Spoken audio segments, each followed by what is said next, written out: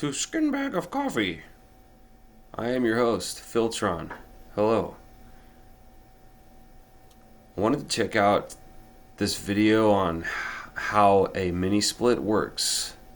So let's check it out. This is Craig Migliaccio from AEC Service Tech, and today what we're going over is this Cooper & Hunter inverter. Hang on. What's his name?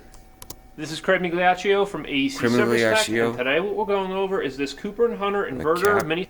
The captions didn't get it. This is Craig Migliaccio from AEC Service Tech, and today what we're going over is this Cooper & Hunter inverter mini split heat pump unit, and we're going over all of the internal parts inside. Oh yeah, so we're going over their function and how this whole thing works. Look at the insides. Yeah.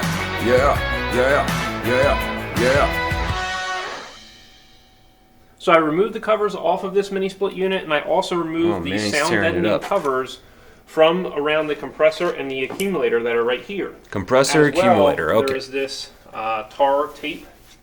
And this tape is used as a sound deadener, and also it kind of holds this EEV, all that copper. This is the metering device that holds it in position, so that was wrapped around it's a tweaker's wet dream. And it's also used to stop any vibration from one copper tube rubbing up against another copper tube. So I've removed these.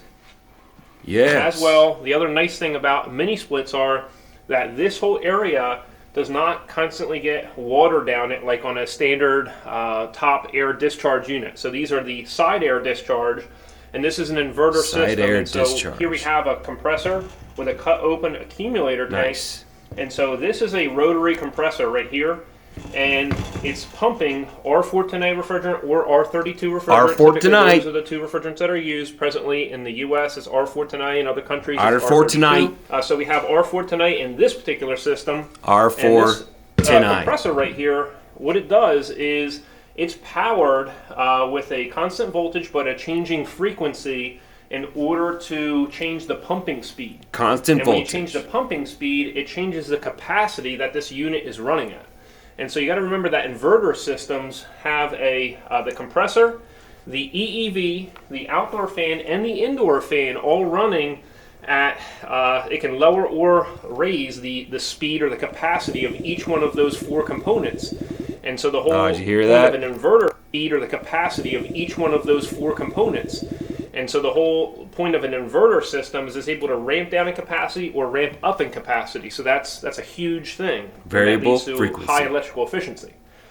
Nice. So on this compressor right here on the side, on a rotary compressor, and this is wound as a three-phase motor. So anytime you're checking the resistance value between any one of these pairs right here, the resistance value should be the same.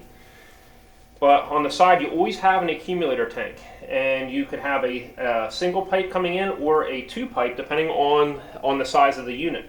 And so this particular type of accumulator is going to have several different functions. And here we have some larger accumulator tanks, and I'll discuss those in a second. But you have a tiny little pinhole down here on each of these two tubes, and that's because as the refrigerant is getting pumped through the system, it has oil as well with the refrigerant traveling through the system. And so the accumulator, this is the return coming back into the compressor, and then you have your discharge on the top. And so this right here, at the top of the accumulator tank, there is a strainer screen. So this little screen will protect from any debris going into the accumulator and then into the compressor, because you don't want any metal shards, like copper shards, getting in there into the pumping mechanism. No, don't want that. As well, you're going to have a varying amount of liquid refrigerant in this accumulator tank depending on the capacity. So if you're running at a lower capacity, you're going to have this accumulator tank more filled with liquid refrigerant. And then when you're running at full capacity, you're going to have a lower amount of liquid refrigerant. And so the whole point is you don't want to ever overcharge a inverter system, because you can't tell how much refrigerant's in this accumulator tank. And if you add too much refrigerant into these systems, the refrigerant level will rise up above this pipe right here, and then you're going to have liquid refrigerant traveling into the compressor, which is going to damage it. So you got to remember that you have low pressure vapor coming into the compressor, and then high pressure vapor coming out of the compressor. You could have a larger accumulator tank, and this is used on a lot of times multi-zone systems where you'll have two accumulator tanks. You'll have one here, and you'll have the one attached on the side of your compressor. And this one, actually, it's going to be like this. And so this one has a little tiny pinhole at the bottom. This one has the little screen at the bottom, and this is for the oil return back into the system because you need oil back at the compressor.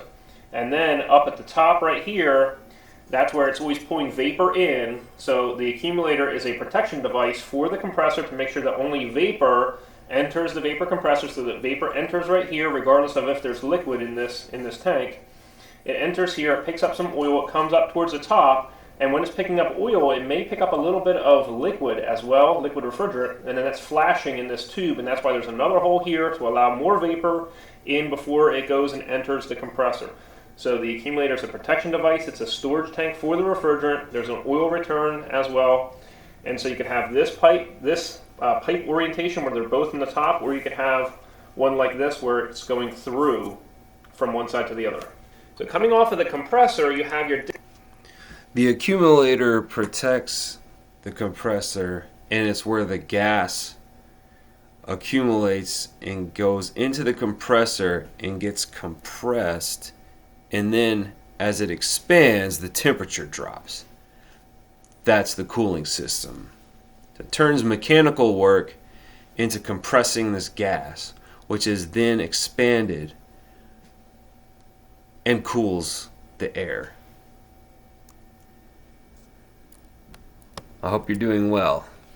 Remember that you are loved, and I will talk to you later.